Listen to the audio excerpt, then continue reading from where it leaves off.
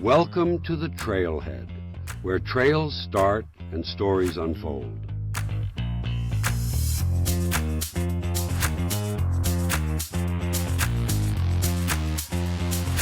One, two, three.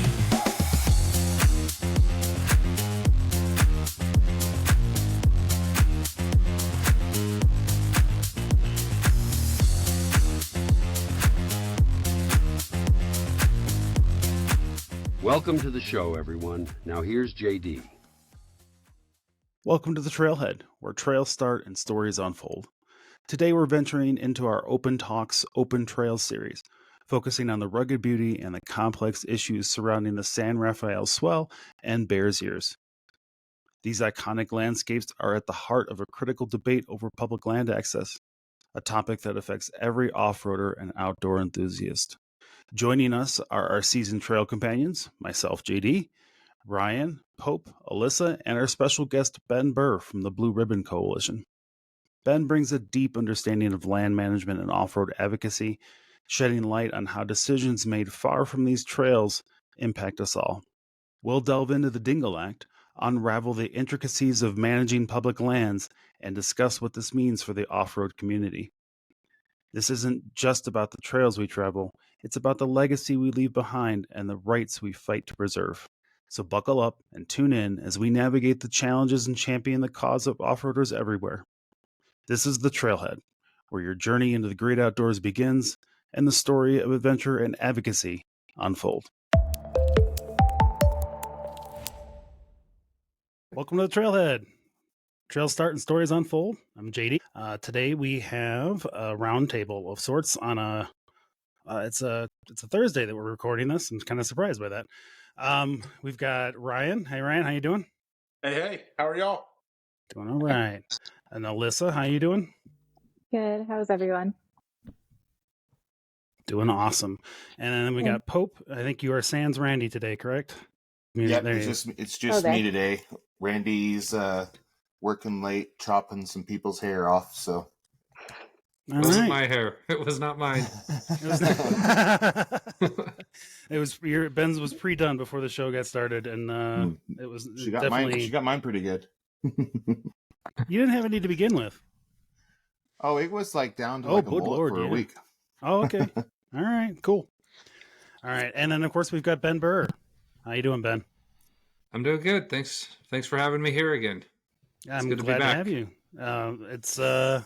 This is the second time you're here from Blue Ribbon Coalition, and this will be technically the third episode because we were still kind of figuring things out and split your first episode into two. So, but this one's just going to be just this, and we'll try to keep it to a decent time today for you.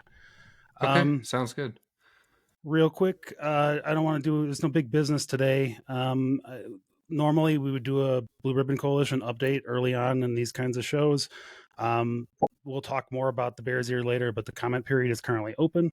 So when you're done listening today, make sure you go check out the Blue Ribbon Coalition site and get your comments in while you can for that one. And then if you've got other questions, there'll be show notes and all kinds of stuff. There'll be all kinds of resources that I put in the show notes.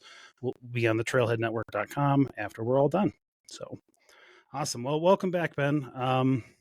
The last time we had you was Moab, and we talked about that a lot. And there's no real big updates on that. I know we've talked about kind of some of the updates, really just kind of, we got that first defeat, which was kind of expected, right? Yeah. I mean, we're in the federal district court right now. We did ask for a preliminary injunction on the trail closures just because everybody really was so upset about these. We were worried that the BLM would get a bunch of volunteers out there with SUA and just go start closing everything, raking out the trails, putting in berms and gates and everything else. And then if we win, then to go reopen those trails again would be really difficult to get the BLM to do it. Right. And so that's the case we made to the judge back in Salt Lake in April. And he did not award the injunction. We knew going in that an injunction is a pretty high bar to clear, but we thought in this case it was merited. But we still haven't really yet gone to the merits of the actual legal challenge. And so we still have several months ahead of us there of preparing our motion for summary judgment. So we're still very much fighting that fight and have a ways to go. So Ben, I just from your go ahead, Ryan. experience, what's the percentage chance that you guys are able to overturn that? To overturn the decision? Yeah. I think on this one with this judge, I feel good about our chances. You never want to like predict those things, but what I do know is what the deficiencies in the plan are. And we've reviewed a lot of the analysis. The analysis is deficient. And the way they chose to close certain routes over others is deficient. The things they ignored, they didn't respond to a lot of the comments and substantive concerns we raised. And we also are concerned, some things we'll probably talk about today with the Dingell Act. I mean, they did create buffer zones around a wilderness. You're not allowed to do that. And that's a relatively new claim that we don't often make in these cases, but in this one we are. And we also, our attorney really wanted to look into the question that's been kind of floating around out there about which officers acting on behalf of like a president in the executive branch have the authority to do that. And so you really have, it's called the appointments clause, is that a president can delegate his authority, but then the people making substantive decisions for the government have to have the right line of authority there. And when you get to like the lower levels of an agency like the BLM, it's questionable whether that authority has been properly delegated. I mean, I think I'm explaining that the right way. The attorneys might like a different explanation, but so it's an appointment clause challenge. And so that's constitutional. So we're bringing a lot of different claims to this that we think are legitimate concerns. We'll have our day in court. Some of these are like the appointments clause claim is one that I think would be one we would appeal, up to like the circuit court or somewhere else, because it really is a question of how we've delegated authority down through this administrative state apparatus. It's clearly not working well for the people, right? I mean, maybe if you're on SUA reaction when people are actually starting to pay attention. Yeah. Yeah. I mean, if you're SUA, you disagree with me on that. But then they would change their tune as soon as like a president like President Trump were in office, then all of a sudden they would have a lot of the same concerns. And so it all boils down to we're doing what we can. We're using the judicial branch of the government. We still have the Historic Roadways Protection Act. We were talking to a contact in DC of ours today who's working to help us get some more support for that in Congress, so that we're not just focused on the court battle here. We're going to do everything we can to get those trails reopened. And so, yeah, I mean, there's a lot of work to do still. And no, actually, I think that's a really good segue then into kind of the Dingell Act and how we got to where we're at with the San Rafael Swell. Because one of the questions that I had is, and we'll talk more about what the Dingell Act is and how it got us to where we are. But who are the people that are making these plans? Who are the people that are making these decisions about what's going to be open and closed? Like these are folks that they're not elected officials, right? They're not usually people who are environmental scientists or anything like that. They're just bureaucrats. Yeah, they're field managers or district managers of the Bureau of Land Management, or in the Forest Service, it's like a district ranger, or National Park Service, you would have a superintendent. And they're called, the term they used to refer to all of them is the decision makers. And they are unelected. They're usually just people who start off a career in one of the agencies, and one way or another they get on the track of being on the decision making track. And so you'd maybe become like an assistant field manager and then a field manager. And it's really, I mean, I've done some like consulting work where you kind of get deep into the inner workings of different offices of these agencies, and it's a pretty nasty little political ladder that they're climbing in this sense. And I've seen a lot of people get moved around for if they get crosswise with the wrong group or the wrong rancher or the wrong environmentalist. It's like, instead of you get promoted through, instead of getting fired, you get promoted. And so usually the people that are climbing the ladder are having done so from getting fired from being on the wrong side of an issue. And so it's kind of like this failing upwards, yes, bizarro land meritocracy where it like you can't fire them, and so you relocate them to a different job with a promotion. And so we call it like they got shipped off to Winnemucca or somewhere. Like Winnipesaukee. Nice. And the guy I worked with who trained me how to do a lot of this work, he was a Forest Service supervisor for a period of time, and they moved.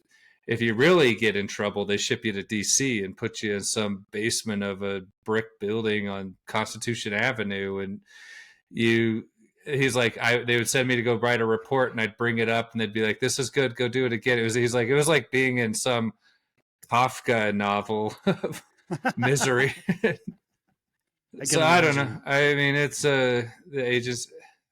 So that's who they are. I mean, I think most of them are kind of. There is some sincerity there, though. They do want to make good decisions. They don't want to get sued, but they're taking. It feels like they're orders. overwhelmed. It feels like they're overwhelmed and underinformed, and on a lot of it. Yeah, and they have an impossible mandate. Like they are told you have to manage this for mining and for environmental protection and for ranching and for recreation and for all these things. And then we've given this like crazy amount of power to the environmental litigators to basically just beat the crap out of them whenever they want. And so there isn't a way to do their job successfully. It's impossible. And so that because of that, then if you're looking at like a market system, right, there's incentives. It's capitalism. It's like profit motive or prices and supply and demand. There's like all these things we can study and say, this is what informs a decision. And this bureaucracy in the administrative state, it's corruption, it's politics. So that's what moves the needle. It's not something rational. And I guess there's something rational somewhat to it, but it really is more about power plays and who's controlling the top.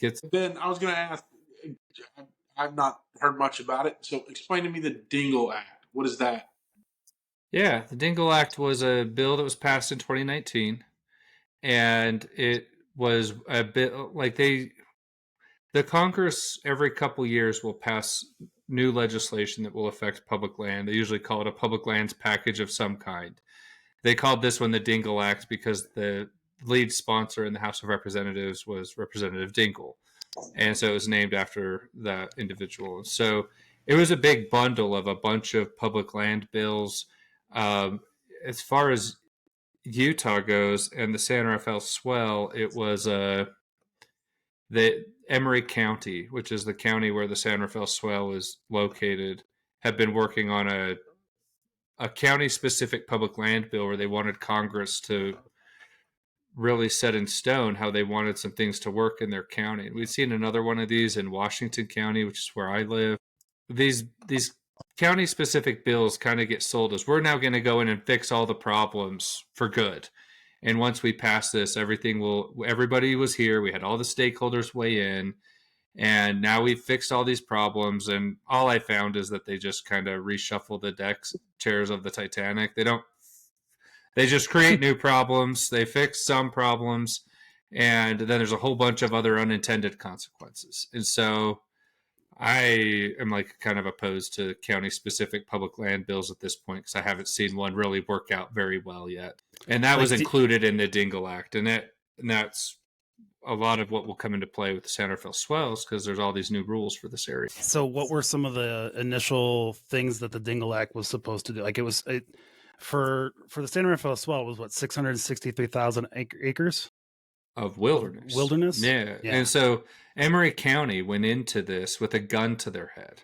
Literally. I mean, they were saying, we're going to turn the whole thing into a national monument unless you guys come to the table and come up with a reasonable compromise, a balanced compromise. We want to balance the management of the San Rafael Swell. And if you guys don't come up with a codified way to do that through legislation, then we're just going to make a national monument and do an end run around all of you and then still get what we want. And so one of the things that happened, which kind of still shocks me today, that you had a Republican delegation in Utah willingly create 660,000 acres of designated wilderness, which is it's the most restrictive form of land access you can have. And I got into a debate with one of the staffers who was negotiating this, and I was like, why are you guys doing this? They're like, well, they'll make it a monument. I'm like, okay.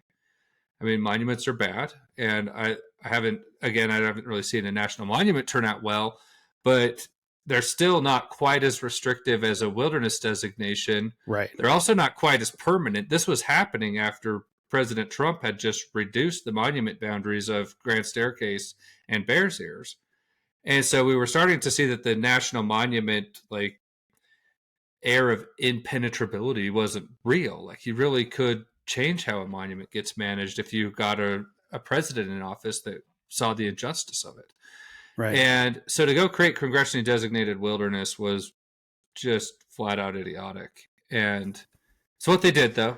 And they'll defend it, and they'll say, well, we cherry stemmed in some of the roads, and we also created a recreation area, and we did all these other things too. It wasn't just wilderness. And it's like, end of the day, though, headline for me is they created 660,000 acres of wilderness and really put a big chunk of the San Rafael Swell off limits. And that's done. That's already happened. That's where we're starting from on this San Rafael Swell travel plan. Oh, it's not pretty. So I do have it pulled up here. Let me see if I can grab it. So we've got here, that's the area as it currently is, correct? It says Alternative A, no action, and those are all red. Red's already closed, correct? Yeah, this one's the way they're doing this was a little different because Alternative A is the current management. And what's happened is they have gone out and inventoried a bunch of routes that, according to the BLM, are technically not open, is how I understand it. Okay. But if you were to go look at those red routes, they would be there. They'd be open. You'd see trail tracks on them. There wouldn't be any signs telling you not to go there. The only way you could possibly know they're not open is if you somehow went on the BLM website, download their KMZ file, and created a map like this for yourself. Like, they're not publicly advertising what the route system is in a meaningful way. And it's a lot. And it's very confusing. I mean, I've been operating off of the scoping map for years in this area, which is basically this. But for now, I mean, those red routes on Alternative A are ones that could be considered. And so that's why if you click to Alternative D, go to D next. And so D is what is the most open alternative they'd be considering in this plan. Usually it's A that is the most open. Okay. And so some variation of Alternative D is something we would probably be supporting in this, other than I still think there's even missing routes on Alternative D. And so it's not like this is like a full endorsement of Alternative D, but it's a pretty good starting point for what we want to see happen in the San Rafael Swell. I mean, in this one's, that's a lot. That's just a lot of red. And so that's Alternative B. There we go. I can that allows me to switch back and forth between the two.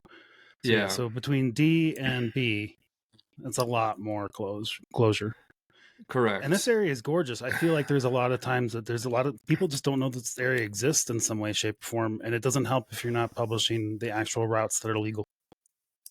Yeah, but for now, I mean, I think the public needs to go out and explore a lot of these routes. I think the public needs to know what they're losing. They need to see it firsthand. There's a lot of trails that are very popular in the San Rafael Swell, and a lot of those did get cherry stemmed in. So that was one of the silver linings of the Dingell Act, which is like, turn to Alternative B. Show us B so we see the red lines. Okay, so you see in the top right portion of that main section, that's the Mexican mountain wilderness.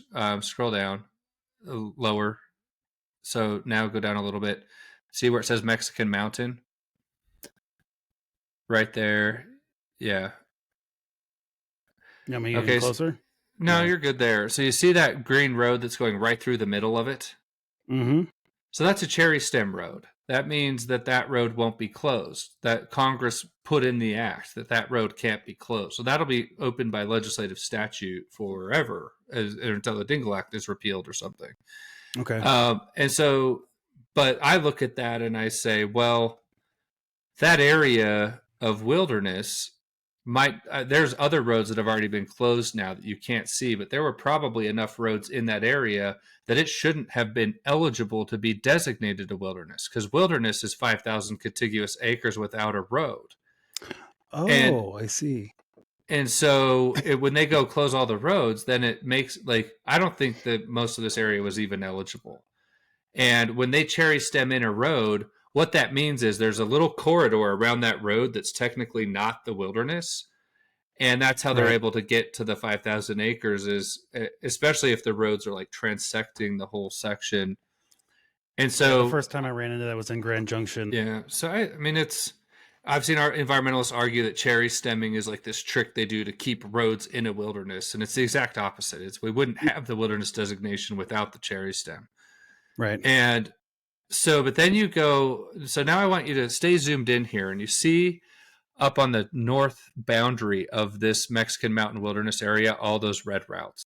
So those will all be closed. If you were to erase those, you would now have a new boundary, which is that green route up where those are all stemming down from, and then the blue square of the Sitla portion, and then that route. That will become the new wilderness boundary if they close all those routes. And so another thing the Dingell Act said is we're going to create all this wilderness, but you can't create a buffer zone around the wilderness. Right.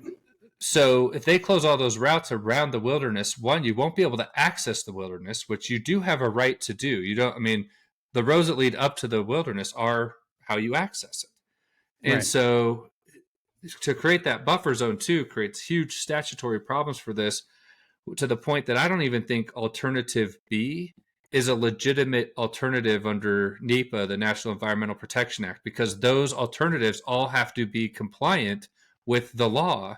And they're creating so many buffer zones through these route closures that they're violating the Dingell Act on its face. And so if they release this as they're currently planning, they're releasing an illegal alternative right out of the gate. You can see it as you go around the map. You can see where those new areas would just expand it. And it's just that, and we've talked about it before, is it's that slow step forward and just we're going to ask for 300, we're going to get 100. We're going to ask, and then next time we're going to ask for 200 and then get 50. We're going to keep asking. We're just going to inch it closer and closer and closer to what we want. Yeah, well, and if you go read what SUA is saying about this plan now, when they released these preliminary maps, SUA released a statement and they said, now finally the BLM can bring balance to the management of the San Rafael Swell. That was the argument we had back when we made the 600,000 acres of wilderness. And they left us 200,000 acres of recreation area in the middle. That's all, like, if you look at all those green routes in the middle of that area that's all circled by wilderness, that's the special recreation management area. So they prioritize recreation in 240,000 miles of acres, and then 670,000 is wilderness. And that was balanced back then, to have 3-to-1 wilderness protected versus 1 acre of recreation. And now they're coming and saying we need to bring even more balance to this. This is still unbalanced. In order to bring balance to the additional people that want to go out and experience this wilderness, we should close more routes and make it more concentrated and busier and harsher on the environment. Yeah, and so that's a narrative everybody has to push back on. Like if SUA releases a post that says we need to bring balance to this, go flood their thing with comments of you got 660,000 acres of wilderness in here. How is that not balanced already? And if they start complaining about endangered cactuses or spotted owls or anything it will be else, something. I guarantee you, it will be all those things. You can say that is great. We love the Mexican spotted owl as much as everybody does, and that's why there's the SIDS Mountain Wilderness to protect habitat for that owl, and the Mexican Mountain Wilderness protects habitat for that. There's 660,000 acres of the most protected habitat for that owl in the continental 48. United States. So that owl's habitat is already protected by this plan because of the wilderness designations, but they act like those don't count. Right. That we have to still close more. Yeah. And so those are things we have to push hard on with this, because they're not right on the facts on this, and they're not right on the balance, and your listeners, everybody needs to be pushing back on it.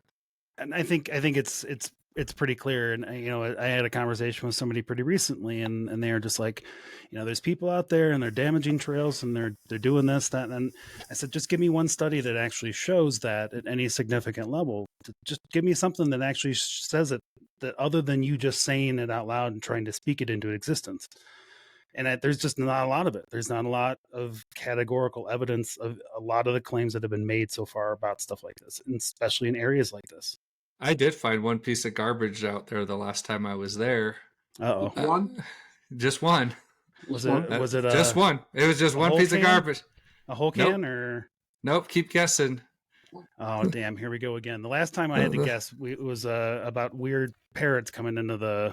Yeah, it wasn't weird parrots. Nothing weird parrots. What do you think, Alyssa? What do you think I found? It was some garbage. Alyssa's talking to me. There you go. It wouldn't turn on. I don't know. I'm too scared to say. Oh, I think I know. I think I know what Alyssa thinks it is. Yeah. No, it was nothing explicit. Oh, no. Okay. Nothing problem. I mean, what do you think? What do you think, Pope? Was it a North Face jacket? You're getting close. You are getting warmer, my friend. That's a good one. Tell me it was a Patagonia. Colder. Well, no, it's still probably warmer. Ryan? What is it? RI? What's the one I never go to? I'll give you a hint. It was a hub. It was a hubcap, but from a vehicle. I was gonna say a tire. Volkswagen. Did I say it out loud? It's gotta be Subaru, Volkswagen. Prius. It was a Subaru hubcap from a Subaru. There it is. Subaru. Yep, that sounds about right. Pretty close. So I picked it up and told my friend, I'm like, we should make a video. Like, hey, Sua, one of your members left this out here. They're trashing the place. Like I tell you, it's not us. Yeah, like what? I don't know what brand of side by side this came off of, but we need to. This is why trails get closed. Yeah. You know those side by sides and their hubcaps. Oh my god, that's amazing. That sounds about right though. Like I don't. The damage just isn't there, and it's just I don't see it. I just don't see it. Yeah, what I saw a post the other day about all the rock stacking. Mm-hmm. They panned across the picture, and I guess my comment kind of was, I guess leave no trace only applies to a few. When the other half really don't have to abide by it, because they're going to close it anyway. So, they can do whatever they want. I guess I don't understand the double standard that fits. Yeah, well, and we try not to get too much into the weeds with that stuff because it's part of that is, I mean, the rock stacking is an issue unto itself, but it's not nearly the environmental issue that some make it out to be. And then for the rest of everybody, and I think some people just like to complain. I think it's just quite at the end of the day, honestly, a lot of times out here, what we've seen is the rocks that were there got washed out when we had record snowfall last year. So some of the stuff is right, gone. especially Mother in Nature washes and in moved it. Utah. Exactly, you're going to get that a lot. Has there been any movement on because there was a bunch of mining sites and some Cold War locations? I didn't see what the Cold War locations were. If you zoom into that map, zoom into the middle of it. And so if you go into like the heart of the San Rafael Swell, you'll see these little route systems that kind of look like spider webs. Zoom over to the left a little bit. A little bit more. Yeah, so all those little spurs you're starting to see there are access roads to old mining sites. If you go down and to the left a little bit more, you'll see more of them. Gotcha. And so this area was like heavily explored for uranium mining. And I've been out there. I've seen a lot of these mines, and it's really cool. You can go into the sites. There'll be like old outhouses and old cars and cabins if you see like tin cans out there, those are actually protected artifacts, just like a Native American pot would be, because they're historically significant. And so to get into them, you really have to kind of off-road your way into them. It's not like you're going to a visitor center at a national park. They're really in the deep backcountry of this area. Right. And then you get to the sites, and if you click on Alternative B, so you see what happens to those spider webs. Right. They all get closed. Right. And so the Dingell Act said that that BLM is required to keep those open for educational purposes. And it wasn't like as explicit as saying every little route that goes into these you have to keep open, but it said you have to make them accessible to the public. And they're clearly like closing them. And so I don't know how they're going to be accessible as somebody who's been into them. It's not like I don't envision that it would increase the educational experience to go build like a kiosk in a visitor center there. It's cool just to go explore the site.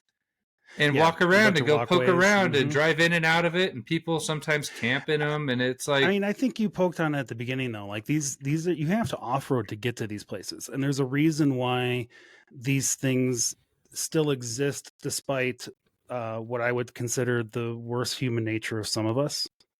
Yeah. And you go out to these sites and these places, these things still exist. There's no graffiti on them. They exist out there as historical landmarks, and people aren't damaging them because they're going to see them. They're going to see them because they're historical landmarks. Yeah. And so, and the thing that's frustrating to me is when Congress was debating the Dingell Act, the staffers that I spoke to after the fact, they're like, well, we put in these great protections. It's the first time we've ever done it to protect these historical sites that will keep the routes open. Yeah. I'm like, well, why isn't that working, sir? I mean, it's not happening. They're proposing to close them, and maybe they won't. Maybe this is just an alternative and the BLM isn't seriously considering it, but the statutory protection for keeping those routes open is high. And for that reason, I don't think it's a viable alternative to release one that closes those. Right. And I think the concern is high considering the recent actions. There's no reason to think that that alternative D or even C would be really on their agenda or radar. Maybe. I mean, I think maybe they expected the backlash they got, but moving on to Bears Ears. Once that Moab plan came out, they had a deal. Like, you see all those little blue squares on your map there? Those are pieces of land owned by the state of Utah, our state institutional trust lands. And those are there to fund our school system through the use of those lands. And so that's why a lot of times if there's like mining claims or residential real estate developments or things that go into Sitla properties, that money goes to our school system. And so when a president comes in and designates a national monument, they basically say, we want you to trade out all the Sitla land and we'll give you BLM land somewhere else. And so if you look at Utah's map, there'll be these big blocks of these blue shaded lands where they've traded out Sitla lands because of certain federal actions that led to it. And there's a lot of us who opposed trading out the Sitla parcels in Bears Ears because I want the Sitla parcels in Bears Ears. The BLM has to maintain access to the Sitla parcels. There's a decision called the Cotter decision, which sets a precedent where if I'm the state of Utah and I come to the BLM and say, hey, I want a road to that Sitla parcel, if there wasn't one that exists, they have to build you one. They have to let you access those. And so for the state to forfeit its Sitla holdings within a monument means you're really handing it over. And so they had put together a trade to trade out 160,000 acres of land in Bears Ears for other land elsewhere. And once they've released these management plans, the state pulled out of the deal. They said, we're not negotiating with this administration anymore. You're not operating in good faith with us. They were trying to be good partners on these plans, and then they just railed them on the Moab plan. What we're seeing in these monument management plans is they're just completely ignoring and discrediting the state's concerns, comments, and interests. I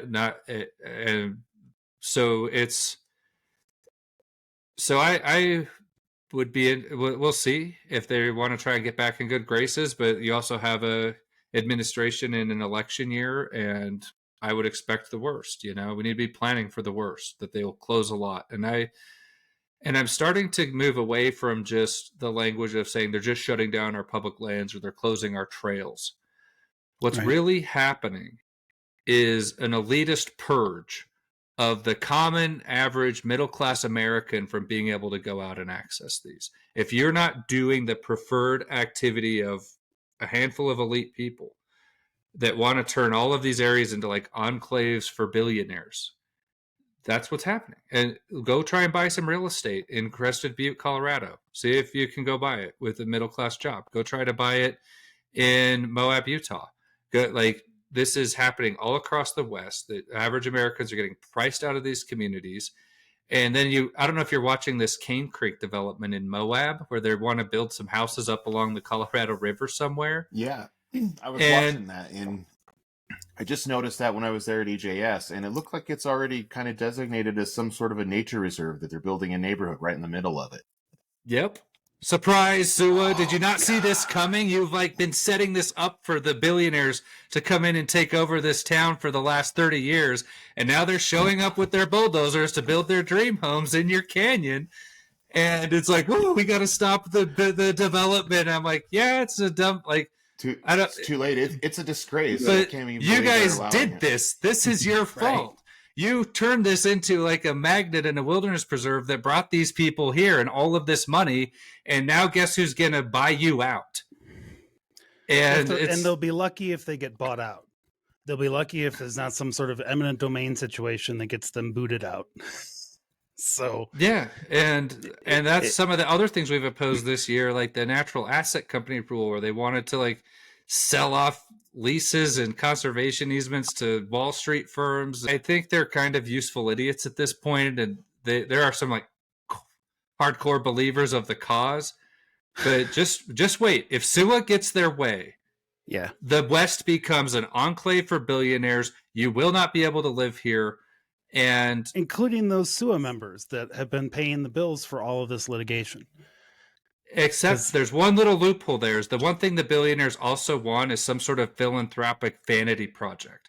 And so if you are like a nonprofit staff, you might be able to live in the servants' quarters and run a nonprofit and go outside and take some pictures once in a while to show people what they're missing. Yeah. And so it's like, if people don't see this as an assault on, it's as much a class war as it is something about the environment. It really is that having a bunch of middle class people in Jeeps driving around on dirt roads in the backcountry doesn't fit the agenda. Yeah. I mean, the Cane Creek development is a real good example that you can see with your own eyes what happened. It's a fact. You can go see it. It's a microcosm of where this is headed. If you don't like that, like I've heard rumors that like the town of Hanksville kind of leaves in Utah, which is like if you're going down to like the Henry Mountains or Bullfrog or something, there's some properties as you come into town where it's like old wrecking companies from like tow trucks on I-70. And there's been like attempts to try to get them to clean up their properties and not have a bunch of like, have it not look like a garbage dump. And they're like, yeah, but it's keeping the Californians away, so let's keep it there. That sounds about right. I stayed a couple nights in Hanksville. That sounds about right. And it's not. There's, to be fair, I actually have a lot of Californians that I like, and I think California has a lot of awesome people in it. But that's just kind of the attitude in the West. That if you get these like rich coastal elites moving into your town, you will lose your town, and it's happening right in front of our faces. And I think. So long, Moab. So long, Moab. And then there's part of me that, like, there's part of me that's like, okay, fine, Moab can fade away into the annals of history if it wants to. There's places like Green River, and there's places like the Sand Hollow and all that stuff that seem to want that business at some level. But I worry that stuff like this is just going to choke off the land completely from people being able to, from any of these towns ever being able to get a foothold on that kind of a tourism level. Yeah, and it will. I mean, Sand Hollow, at least you have like a big town down by Sand Hollow, which kind of buffers some of that impact. When you get in something as small as Moab or Green River, and Green River is being bought up by millionaires. There's a software developer whose last name is Vallejo, who's been out there buying up all the farms and properties. And I had a long talk with the owner of the B&B out there, and he, it's a situation out there of lots of big pockets and money, and it's gonna be real interesting to see what happens. Which doesn't surprise. I'm surprised it took this long. Green River kind of reminds me of like if Breaking Bad had a baby with Yellowstone in some ways.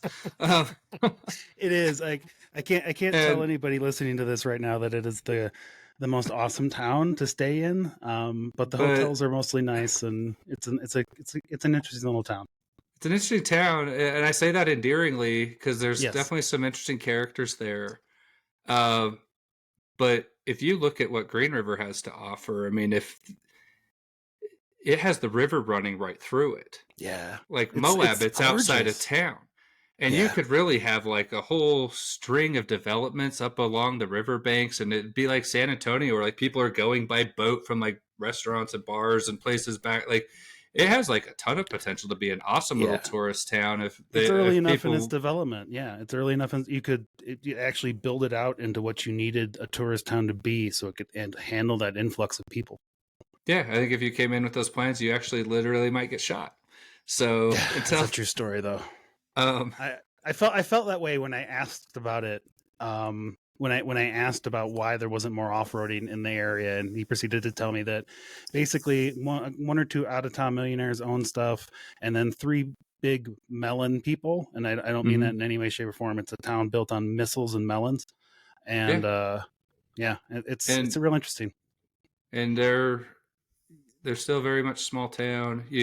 And then the other thing that's kind of people don't underestimate is the access into the book cliffs that it provides, which is a unique and a very interesting part of the book cliffs. And so, that's your travel log from today. We got away from that's all right. The fights for a minute. We got to bring our blood pressure down every once in a while here, and Pope will tell you. Yeah, we actively work to make sure that we keep Pope from getting red-faced at all times during these shows. I do enough damage to myself during the trails. I don't need to be mad at this too. It's a true story, though, especially lately. Yeah, you gotta. That's awesome. Yeah. All right, well, so what? Bears Ears is currently in comment, right? Like, you can actually go and take a. Yeah, so we have if you go to sharetrails.org, we have a form where you can fill out the comment for Bears Ears. They're taking public comment. They've released their resource management plan, which is kind of higher level usually than the travel plans we've been talking about, where they're looking at all the individual routes and deciding what to keep open. But this is like a zoning document. And so if they zone something as closed, that means all the routes down the road are going to be closed in that area. Right. And so it still is a very important part of the process that you have to engage in, but it's not as like granular where we can say, hey, go help us document and inventory routes. Are there areas there that you have visited, would like to visit? We need you to share your experience of if you've gone into Bears Ears. If not, there's a lot of iconic trails in there. And there are a lot of, I call it the OHV closure plan, because they don't have any alternative that actually expands and enhances recreation. It's just multiple alternatives for how to close things. And they will, all the alternatives do close a canyon called Arch Canyon, which is one of the best trails in the area. So if you haven't wheeled Arch Canyon yet, you better do it soon. It's one we'll definitely be fighting to keep open, but it's one that Sue has been fighting to close for decades, and they're going to try to do it through this plan.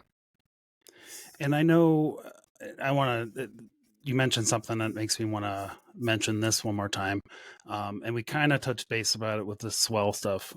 But if you're going out there to the Swell, especially if you're going out to the Swell, and you're getting some pictures and information, is there a place where everybody can send that into you? Are you getting that stuff from Trails Off Road these days? What's your plan for kind of gathering that information? Yeah, so I've been talking a lot with Trails Off Road. We've been working a lot with UPLA in Utah, and there's already a lot of information out there, which is it's kind of a little confusing for, like, if I didn't know a lot about this, I could see how the public might be confused.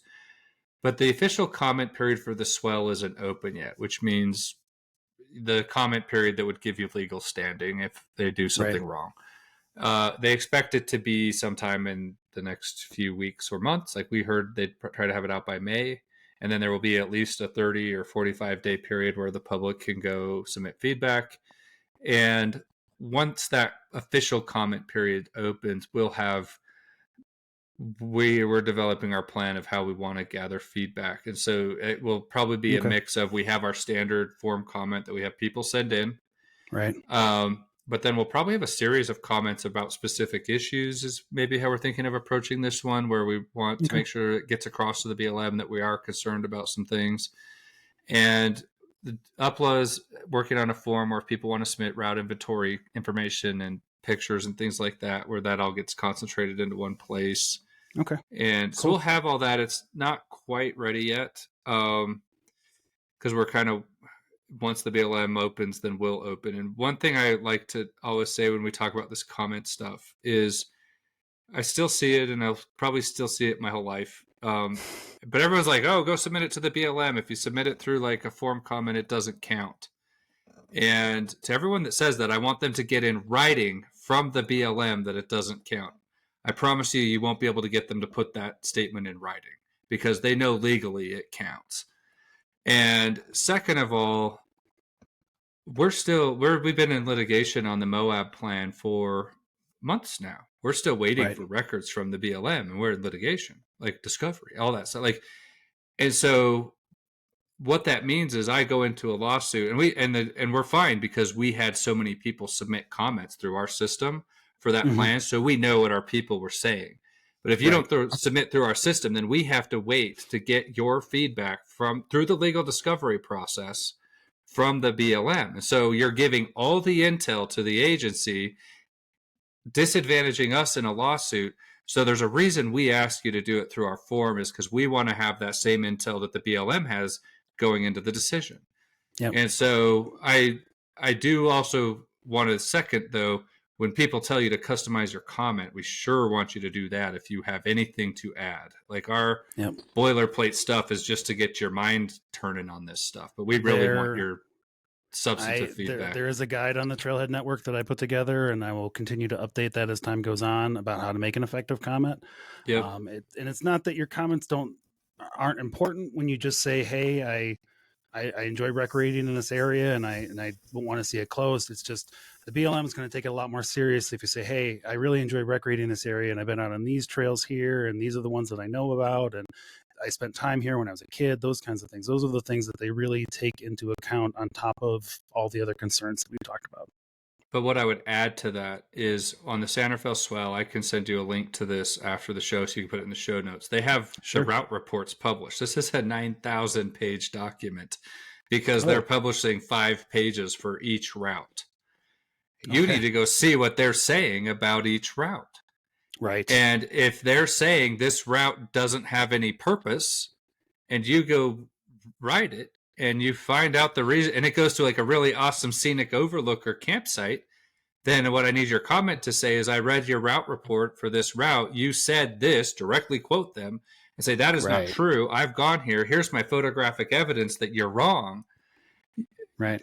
You like, that's a really good comment, because then if they still go through with it off of the inaccurate information, when we tried to correct them in a good faith, substantive way, that's where these things fall apart in a lawsuit. And that's why we think the Moab plan has a chance to get struck down, is because we did do that. You guys know, I mean, you know Patrick McKay. You've probably had him on the show. I don't know if you have yet or not. Yeah, we had him on right before you, actually. Yep. He wrote a 500-page comment, route-specific concerns and feedback. They ignored a bunch of it. Oh, I'm sure. That's why he's a plaintiff with us. And you can see it in the lawsuit, why we leaned on him so heavily. So we want there to be dozens of Patrick McKays out there, just bombarding them with the truth, with facts of what's going on in these areas, because we have a woman named Tammy Pike who retired from the BLM. She used to do travel planning, and she is doing some trainings with us to teach our members how to do this. And we were in a meeting, and I was like, she's like, we go sit in a room for weeks and look at each trail and get our specialists to come in and talk about the resource concerns on each trail. And I'm like, that's a fine process, man. I understand why you do it. How many of that is based off of on the ground understanding of those trails? Like, well, none of it. We're never actually on the ground. Right.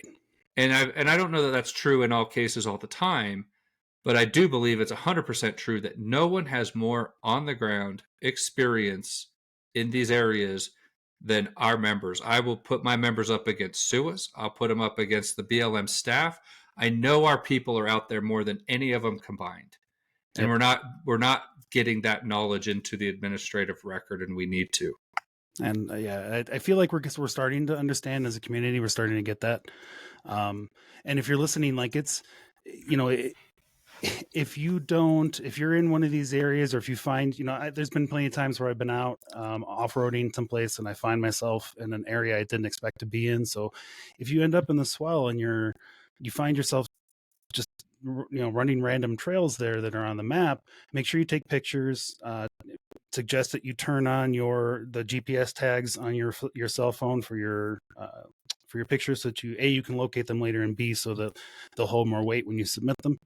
But all of those things, that's easy information to grab. It's just where you were in a couple of pictures. It's not even, we talked about some of the stuff that I gather for Trails Off Road and stuff like that. Those are, that's a high level of information. We're gathering pictures and data and really detailed information.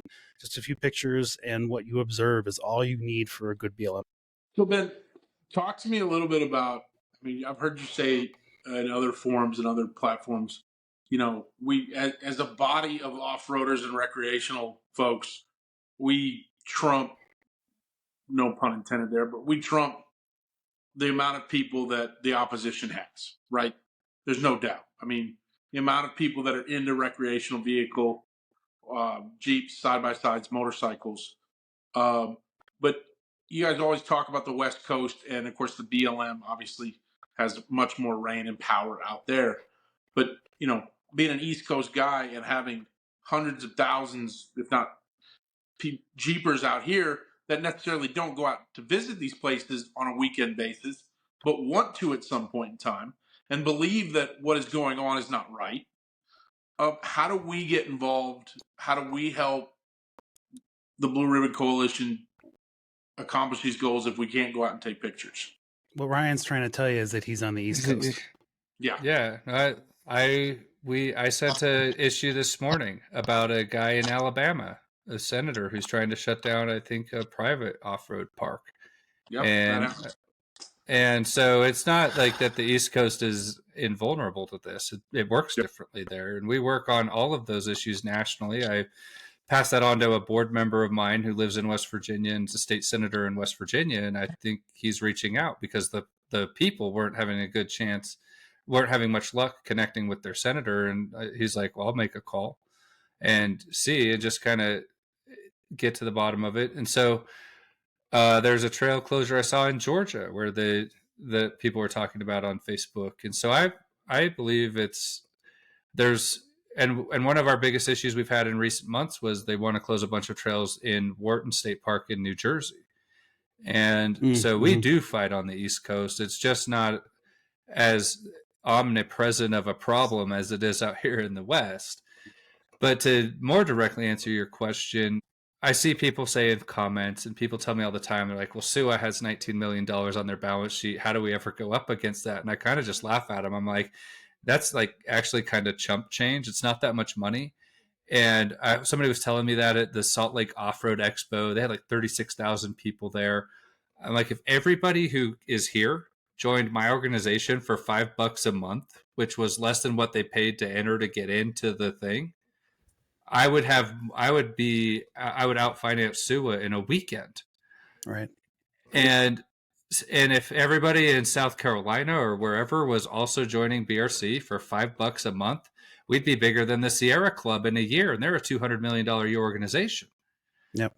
And so I'm not asking for a lot. I'm not asking for a billionaire like what SUA has to come open his checkbook. All I want is that everybody who likes doing this signs up to be a member for $5 a month, which means I get to represent you legally. If BRC just wants to go into court by ourselves, it's not as strong as when we go in with a member. Another reason why we invited Patrick McKay to be a plaintiff on the lawsuit. We want to go represent our members. Right. And so the best way to strengthen what we're doing and give us more impact and hire more staff and take on more issues and fight in more areas is $5 a month, be a member. We've tried to not make affordability the reason you're not joining. So which means it has to either be apathy or you just don't know. And if I can change either one of those things, then I'm good. There you go. And that's why we got you here. We're working on that. We have a surprising amount of East Coast following. Thanks in part, I think, to Ryan, but I think just because we've been reaching out to them since the start, because I think they're an underrepresented group in a lot of ways, and we need to bring them into the fold because we have the anchorage, right? You talk about 633,000 acres of land being impacted by one decision.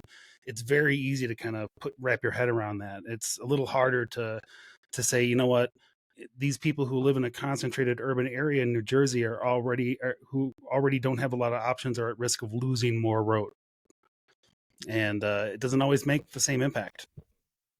Yeah, it's a different fight, but it's the same fight. And we want to fight for everybody, but you really once you start stretching that far nationally, for me to go in with lawyers and everything into New Jersey will take more resources than I have right now. But I really want to do it. State level things, you actually are way more open-ended, open books than the federal things when it comes to litigation pressure. Right. And so I've got to have people it's all waking up. exponential, right? You got to start with your big hitters first, and then once you can kind of make some headway with those and you get enough support, then you can start branching out to those areas where the return isn't as significant right out the gate. But the impact might be more achievable right out of the gate. Exactly. And so we're always balancing those things, but that's all just to say we support East Coast work as well. Yeah, I hope we took a chisel at the what was the empathy? What was the word? Sorry, I'm late. I've had apathy. Apathy. Thank you, empathy. Apathy, especially of the East Coasters, because it is you can get disconnected from it very easily out here. But it's not good to know, but it's good to know that there's issues in Georgia. It's good Alabama. To be aware of what's going on. Yeah, aware of what's going on, and it's not just a Moab, a Wyoming and Idaho, an Arizona issue. We have the problem right here in our backyard, and we have representatives and senators that we can reach out to as well, and take those fights on.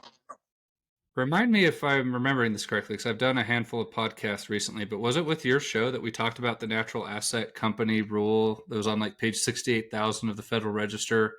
We talked about it, yeah. Yep. Yeah, that was you guys. We and some other groups of folks that got derailed. They pulled that rule. I don't know that it's like gone for good, but if you don't think that was going to affect the East Coast, you don't understand what was happening there. That was a way to they were looking at the entire planet. And the last time I checked, the East Coast is on the planet and wanting to sell these natural assets, the natural assets of our planet to these companies. I'm seeing fields turn into solar panel farms. Yeah. And they would have turned massive. That's going to happen in the West. The Biden administration's pushing that. And so we're affecting national things that do affect states that aren't just the public land states in the West. Right. Sometimes our engagement on these things is because that's where our base of support is, and our follow. It's the right thing to do. This is bad policy. It gets the most press because it's right. Yeah, but it would have our coalition of folks that were helping us stop that. A lot of them were Midwest and the people that live in the Great Plains and the area where all the agriculture is. And here's the thing. Here's the other part of that. And we probably should. This is a good place to round this out at. That's a good success story, right? This is not fruitless. There have been wins. There will continue to be wins. The more people that get involved, the more people that do the route checks, and the more people that do donate and help you guys at $5 a month or whatever that they can do to kind of just help move the ball, can continue racking up those wins and starting to kind of push back what feels and has felt like for the last year or so is just a tsunami of these kinds of decisions. Yeah. I mean, I'm pretty sure it was a clip from your podcast that we shared about that and got thousands and thousands of comments from. And so might have been either us or it was you or us or Snail Trail. Yeah, no, I think that because I wasn't ready with this on Snail Trail, and then there was one I did the Toyota Garage podcast crew. It might have been them, and it was either you or them. So. Okay, but maybe you guys had a hand in that. So that means you guys ticked off the Rockefeller Foundation and the New York Stock Exchange. Oh yeah, I don't mind. That was our third episode, Ben. I have no problem. We ended up on a list right away. I'm well aware it was going to happen immediately. So you guys are on lists now, and it's all kinds of fun. You guys should invite me back more often. No, you're welcome. You're welcome to come back. Yeah, there you go. Not lists in general, just new ones. No shit. Yeah, just new ones. Oh boy. All right. Okay. Well, Ben, I feel like we've taken a lot of your time already. Pope or Ryan, you've used all your questions for today. Sweet. But Pope or Alyssa, you have any questions? I don't. Thank you for explaining all of that, though. It's a lot. It's a lot of info. Yeah. And I know there's a lot more too, but that was. We only have an hour or so yeah, we don't want to overwhelm anybody who's listening either. Pope? I might have missed it. Did you mention how many miles of trail they're looking at closing in San Rafael Swell? I don't think we had a number. Did you have a number? It's there is, if you go to PLPCO, like the Utah Public Land Policy Coordinating Office, they call themselves PLPCO. They did release some like infographics of the mileage. I'm kind of waiting to see like what the BLM does before I get really official with that. But we know there's 2,160 give or take that they're looking at, and alternative B would close at least half or more. And so this could be 1,000+ miles of closure. Jesus. And so this area is a lot bigger with a lot more routes. And so Moab is like more people know it, and it's nationally recognized. Like the swells that we were looking at earlier are miles long. Yeah. And they're counting I-70 as part of that going through. So maybe they'll close I-70 for us. And there you go. Start there, and then we'll talk. I mean, if you just want to just gate it and then turn it into unmaintained road, we'll do the rest. We'll take care of it. But that makes my point about this silliness of this cherry stem thing, because I-70 is one of the cherry stemmed routes that goes right through 4 of the wilderness areas, and so you could be standing on the border of a wilderness area with nonstop semi trucks driving by you. But I am sure that the oil and rubber runoff from the road is not getting into the wilderness, Ben. It's all contained right to that highway, isn't it? There's no that area right next to the freeway is untrammeled by man, so it's wilderness. There's a special bubble that was installed. Yes, I get it. Oh, that's amazing. All right, well. All right, cool. Well, I appreciate it. And I appreciate Ben. You're welcome back anytime. Anytime you want to come back and chat with us. We got through half of what we kind of laid out just in case we ran out of time, and I didn't think we would, but I really appreciate you coming by, man. And then anytime you'd like. And if you're listening to this, hit us up at the trailheadnetwork.com. There's going to be links to all of this stuff in the show notes. This will be up well before it's going to be up. I'm going to push this up so it airs a little bit sooner. And then, so it'll get up before Bears Ears comments and get all that kind of stuff in there. I'll have articles, links to the articles about how to leave comments, links to the BRC places to submit those comments. So any link that you find on the Trailhead Network is going to go back to the BRC so that you can set up a comment through them. Ben, I already took my email tracker out of it, so you're good. Okay. So sounds good. Thank you. All right. And any final thoughts for today, Ben? You're the guest. Defend your ground, which is defend your ground. Actually, like we have our Defend Your Ground t-shirts. Oh, I need one. There was somebody wrote an opinion editorial in one of the Moab papers saying that Defend Your Ground is too aggressive. Yeah, well, you know what? We're hurting people's feelings. So if you want to defend your ground, unaggressive for a very long time. So here we are. Yeah. Yeah. It is what it is. You're never closing down our trails is also pretty aggressive. So here we are. Exactly. Well, on that note, let's leave it at that. All right, guys. Thank you very much. Ben, hang out for just 1 second, man. Okay. Everybody else, you all have a great night. Awesome. Thanks, Ben. See ya. Yep, thank you. Good night.